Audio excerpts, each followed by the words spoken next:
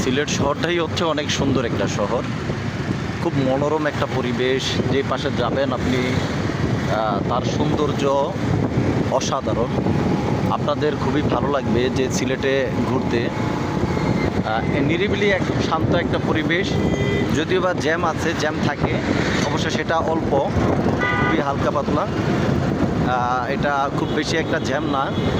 তারপর দেখেন এটা মনোরম যে পরিবেশটা, খুবই অসাধারণ একটা পরিবেশ এবং মন মাতানো ভালো লাগার একটা পরিবেশ। সেটা এই যে দেখেন, এটা হচ্ছে সুরমা নদী, সিলেটের মূল প্রাণকেন্দ্রে অবস্থিত এই সুরমা নদীটা।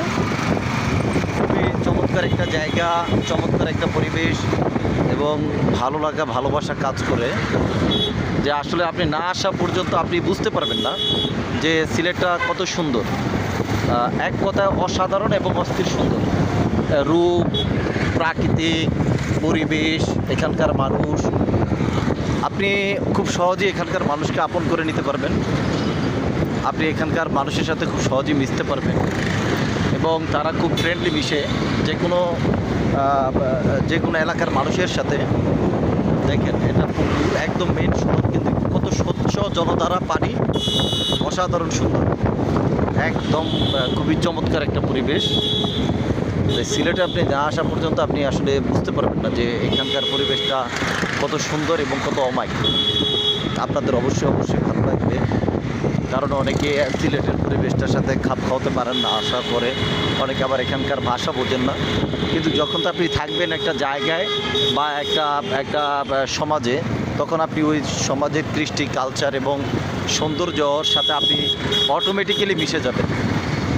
অটোমেটিক্যালি তাদের সাথে আপনার একটা সখ্যতা তৈরি হবে। এটা হচ্ছে সুরমা নদী।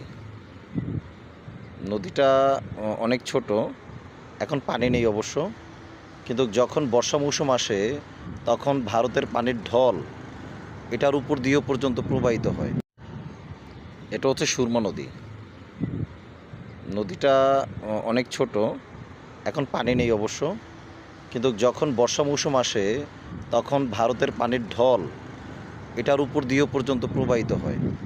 খুবই সুন্দর অবশ্য সুরমা নদীটা। এখন তো দেখেন কত গভীরতা।